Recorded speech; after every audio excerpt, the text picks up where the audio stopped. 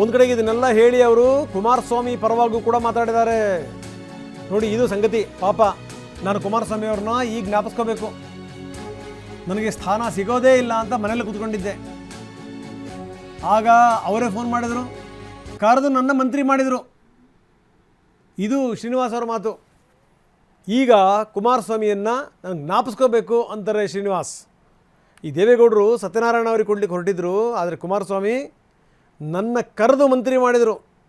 ಆದರೆ ಒಂದು ಸಣ್ಣ ವಿಚಾರಕ್ಕೆ ಯಾವುದಕ್ಕೂ ಒಂದು ಭಿನ್ನಾಭಿಪ್ರಾಯ ಬಂತು ನನ್ನ ಅವರ ನಡುವೆ. ಉಳಿದಂತೆ ನಮ್ಮಿಬ್ಬರ ನಡುವೆ ಏನೂ ಇಲ್ಲ ಅಂದಿದ್ದಾರೆ ಗುಬ್ಬಿ ಶಾಸಕರು. ಈ ಥರದ ಸ್ಟೇಟ್ಮೆಂಟ್ಗಳಿದೆಯಲ್ಲ, ಇಂಥ ಸಂದರ್ಭದಲ್ಲಿ ಭಾಳ ಮಹತ್ವ ಪಡ್ಕೊಂಡ್ಬಿಡ್ತವೆ. ಬನ್ನಿ ಏನು ಹೇಳಿದ್ದಾರೆ ನೋಡೋಣ.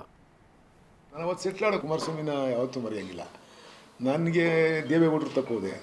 ದೇವೇಗೌಡರು ತಕ್ಕ ಹೋಗುತ್ತೆ, ಇವಾಗ ಇಳಿದು ಬರ್ತಿದ್ದೆ. ದೇವೇಗೌಡರು ಆಗಲ್ಲಪ್ಪ, ಕುಂಚಿಟಿಗ್ರಿಗೆ ಕೊಡಬೇಕು, ಸತ್ಯನಾರಾಯಣ ಕೊಡ್ತೀನಿ ಅಂತ ಅಂದರು. ಆಯಿತು ಮಾಡಿ ಅಪ್ಪಾಜಿ ಅವ್ರನ್ನೇ ಅಂತ ನಾನು ಕೆಳಗೆ ಇಳಿದು ಬರ್ತಿದ್ದೆ. ಕೆಳಗೆ ಅಲ್ಲಲ್ಲ ಇಲ್ಲ, ನಾನು ಕೆಳಗೆ ಇಳಿದು ಬಂದೆ.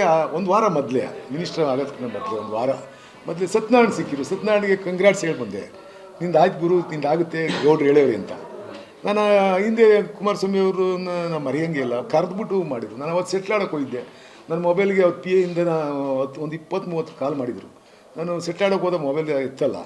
ಆಮೇಲೆ ಬಂದು ಮೊಬೈಲ್ ನೋಡ್ಕೊಂತೀನಿ, P A Satish miss call ಇತ್ತು. ಯಾಕೆ ಒಂದು ಸತೀಶ್ ಕೊಡದೆ 10 ಗಂಟೆ ಒಳಗೆ ಕುಮಾರಸ್ವಾಮಿ ಅವ್ರ ಮನೆ ತಕ್ಕ ಬರ್ಬೇಕಂತ ಅಂದರು.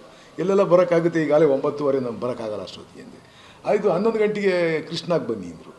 ನಾನು 11 ಗಂಟೆ 11:15 ಬರ್ತೀನಿ ಅಂದರು. 11:15 ಹೋದೆ. ಕೃಷ್ಣಾದಾಗ ಕೂತಿದ್ದೆ ನಾನು ಒಬ್ಬನೇನ. ಅಲ್ಲಿಂದ ಫೋನ್ ಹಾಕಿರು, ಎಲ್ಲಿದೆಯಾ ಅಂದರು. ಕೃಷ್ಣಾದಲ್ಲಿದ್ದೀನಿ. ಬೇಡ ವೆಸ್ಟ್ ಎಂಡಿಗೆ ಬಾ ಅಂದರು. ವೆಸ್ಟ್ ಎಂಡ್ ಹೋದೆ. 1:15 ಗಂಟೆಯಲ್ಲಿ ನನಗೆ ನೀನು ಆಗ್ತೀವ ಸಣ್ಣ ಅಂತಂದರು. ಅಲ್ಲಿವರೆಗೂ ನನಗೇನು ಹೇಳಿಲ್ಲ. ನಾನೇನು ಹೇಳಿದ್ದೆ ಅವ್ರಿಗೆ ಫೋನ್ ಮಾಡಿದಾಗ ಸತೀಶ್ಗೆ, ಇಲ್ಲಪ್ಪ ನನ್ನೇನು ಕನ್ವಿನ್ಸ್ ಮಾಡೋಕೆ ಕರೀತಾರಲ್ವೇನೋ, ನಾನೇನು ಕೇಳೋಣ, ಏನು ಬೇಜಾರು ಮಾಡ್ಕೊಳಲ್ಲ, ಸತ್ಯನಾರಾಯಣ ಮಾಡಿಬಿಡೋ ಅಂತ ಹೇಳಿದ್ದೆ. ಆದರೆ ಅವರು 1:15 ಗಂಟೆಗೆ ನೀನು ಆಗ್ತಿ ಬಾಬಾ ಸಣ್ಣ ಅಂದರು. ಆವಾಗ ನೋಡಿದ್ರೆ ನಾನು ಕಾಮನ್ನಾಗಿ ಹೋಗಿದ್ದೆ. ಅಂತ ಯಾವ ಬಟ್ಟೆ ಏನೂ ಇರಲಿಲ್ಲ, ರೂಮಲ್ಲೂ ಇರಲಿಲ್ಲ. ಅಲ್ಲಿ ನಾನು ರೂಮಲ್ಲಿ ಯಾವತ್ತೂ ಆಲ್ಟ್ ಮಾಡಲ್ಲ. ಇದು ಹೆಂಗಿದ್ವು ಹಂಗೆ ಓದ್ ತಗೊಂಡಿದ್ದು. ಹಂಗೆ ಅವರು ಪಾಪ ನನ್ನ ಕರೆದು ಮಂತ್ರಿ ಮಾಡಿದ್ರು. ನನಗೇನು ಅವರು ವ್ಯಕ್ತಿಗತವಾಗಿ ಯಾವುದೋ ಒಂದು ವಿಚಾರಕ್ಕೆ ನನಗೂ ಅವ್ರಿಗೂ ಭಿನ್ನಾಭಿಪ್ರಾಯ ಬಂದಿದ್ದು ಬಿಟ್ಟರೆ